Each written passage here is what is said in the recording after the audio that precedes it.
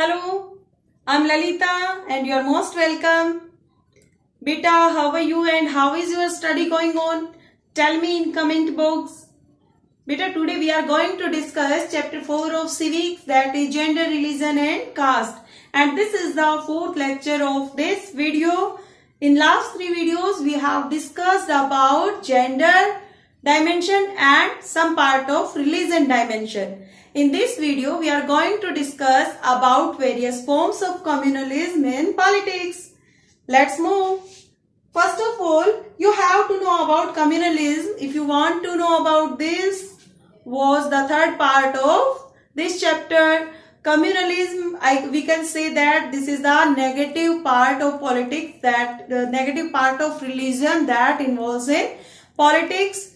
Politics और religion मिल जाते हैं और वो नेगेटिवली अफेक्ट करते हैं, then communalism creates. Okay, communalism create होता है और कम्युनलिज्म की कौन कौन सी फॉर्म्स है, किस किस तरह से कम्युनलिज्म देखने को मिलता है. This is the most important question for your exam. In this video I am going to discuss about two important questions. Those are generally asked in your exam. So first of all, first question is being asked that explain the various forms of communalism takes in politics, या various forms which communalism takes in politics. कौन कौन सी forms है communalism की जो politics में होती हैं. अब हम यहाँ पे ये जो 4 पॉइंट्स है, these 4 points are there and you can learn the keywords of these points like prejudices, stereotypes, communal mind and symbol, religious leaders and communal riots. These 4 points are in your book also and you can understand very well. Let's move. First point, if we talk about communalism in daily belief.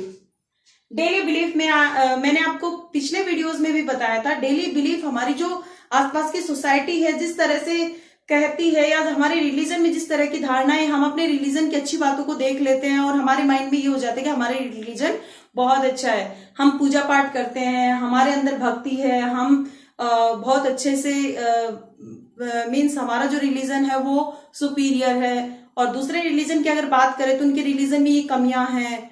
Okay, अगर हम इस्लाम की बात करें तो इस्लाम के बारे में लोग कहते हैं कि वो गाय का मांस खाते हैं, they are very bad, non vegetarian और दैट्स, और बहुत सारी चीजें हैं जो उनके अंदर कमियां बताते हैं. तो कहीं ना कहीं ये प्रेजुडाइसिस और स्टेरियोटाइप का ही इफेक्ट होता है कि हम दूसरे रिलीजन के बारे में सही नहीं सोचते.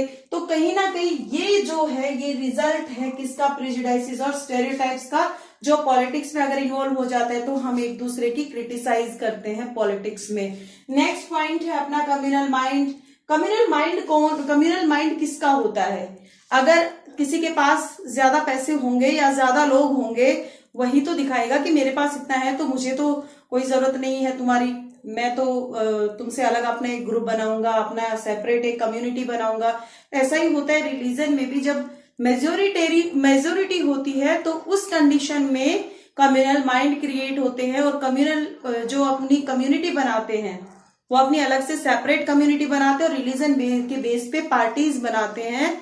देन क्रिएट होता है माइनॉरिटी ग्रुप की सेपरेट पॉलिटिकल यूनिट की डिमांड. वो सेपरेट पॉलिटिकल यूनिट की डिमांड करते हैं और कहीं ना कहीं ये भी नेगेटिव इफेक्ट होता है हमारी पॉलिटिक्स पे. और ये क्या करते हैं, मेजोरिटेरियन का रूल तो पहले भी आपने श्रीलंका के एग्जांपल में आपने पढ़ा था फर्स्ट चैप्टर में, पावर शेयरिंग वाले में. श्रीलंका में सिन्हाला को ज्यादा इंपॉर्टेंस दिया था, तमिल्स को डोमिनेट करने की कोशिश की थी. तो रिजल्ट क्या हुआ था? रिजल्ट सिविल वॉर हुआ था. तो यहाँ पे जो मेजोरिटी है वो भी डोमिनेट करने की कोशिश करती है किसको? माइनॉरिटी को. और माइनॉरिटी फिर डिमांड करती है किसकी? सेपरेट पॉलिटिकल यूनिट की माइनॉरिटी डिमांड करती है. Next we talk about political mobilisation. What is political mobilisation? Political mobilisation on communal line.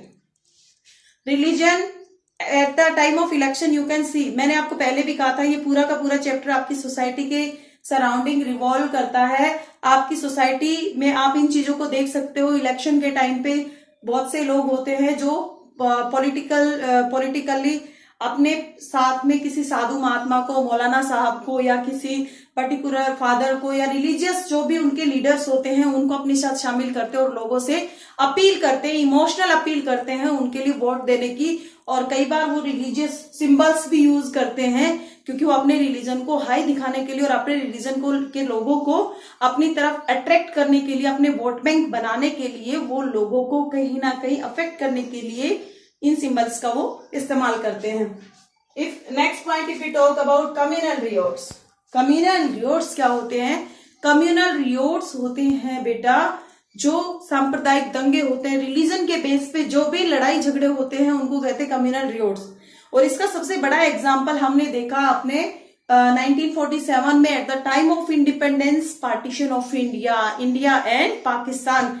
और बहुत ज्यादा लोगों की इसमें जाने गई, many people lost their life in this massacre and was very very terrible event was there. लोगों में लड़ाई दंगे हो जाते हैं और कम्युनल रियोट्स जिनको कहते हैं, रिलीजन के नाम पे दंगे भड़क जाते हैं। इसके एग्जांपल भी आप अपनी सोसाइटी में देख सकते हैं। इसके बाद हम बात करते हैं इसके सॉल्यूशन की। ये सारी प्रॉब्लम्स है, ये सारी वेरियस फॉर्म्स हैं किसकी? कम्युनलिज्म की, जो पॉलिटिक्स में प्लेस लेती हैं, जो पॉलिटिक्स में इन्वॉल्वमेंट करती हैं कहीं ना कहीं किसी ना किसी तरीके से। अब हम बात करेंगे सेक्युलर स्टेट की।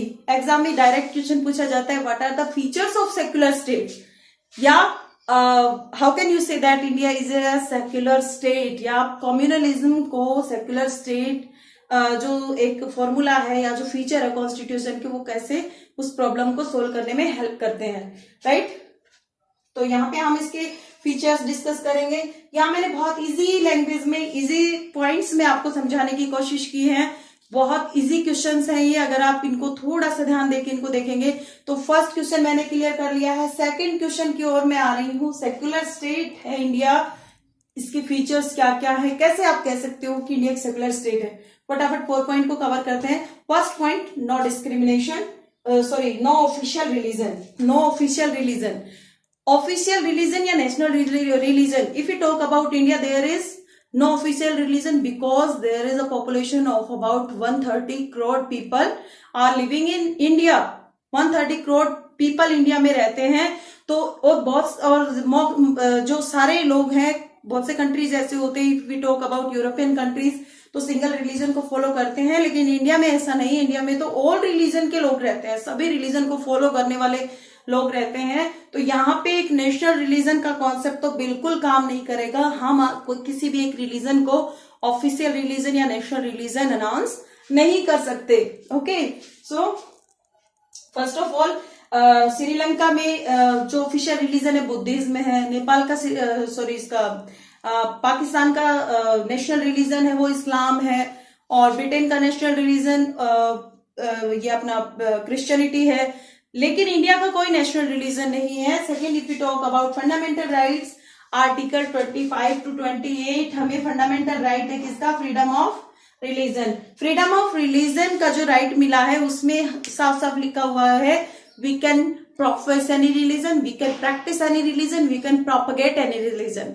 मीन्स हम अपने किसी भी रिलीजन को प्रोफेस कर सकते हैं, प्रोपगेट कर सकते हैं, और प्रैक्टिस कर सकते हैं और प्रोपगेट कर सकते हैं। Triple P, easy to learn, triple P. Okay, profess, practise, पहले अडॉप्ट किया, उसको प्रैक्टिस किया, मीन्स उसको हमने फॉलो किया, और प्रोपगेट किया, उसका प्रचार प्रसार किया।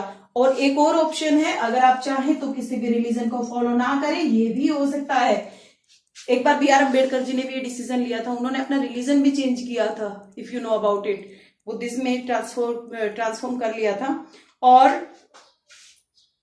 तो यहाँ पे हमें फंडामेंटल राइट्स मिले हुए हैं, कॉन्स्टिट्यूशन ने हमें फंडामेंटल राइट दिया है, किसी भी बेस पे हम अपने किसी भी रिलीजन को फॉलो अप कर सकते हैं। और इसके बाद थर्ड पॉइंट आता है no discrimination. There should be no discrimination on the basis of religion. Religion के बेस पे किसी के साथ भी कोई भी डिस्क्रिमिनेशन नहीं होगा। All people are treated, all people of every religion are treated equally before law. कानून के सामने सभी रिलीजन के लोगों को इक्वली ट्रीट किया जाएगा। अगर कोई ऐसा करता है तो वो अपराध है। Okay, if you talk about, this is most important point, exam में पूछा जाता है कि हम कहते हैं हम फ्री है, कोई रिलीजन में हमारा इंटरफेयर नहीं होगा, किसी का भी स्टेट को हम अलग रखना चाहते हैं, लेकिन यहाँ कहा गया है कि intervention of state with in religious community.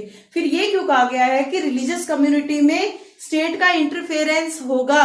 या इसलिए कहा गया है बेटा, ये अगर कोई रिलीजन कोई ऐसा काम करता है जो ह्यूमैनिटी के खिलाफ है, देन स्टेट कैन इंटरवेन।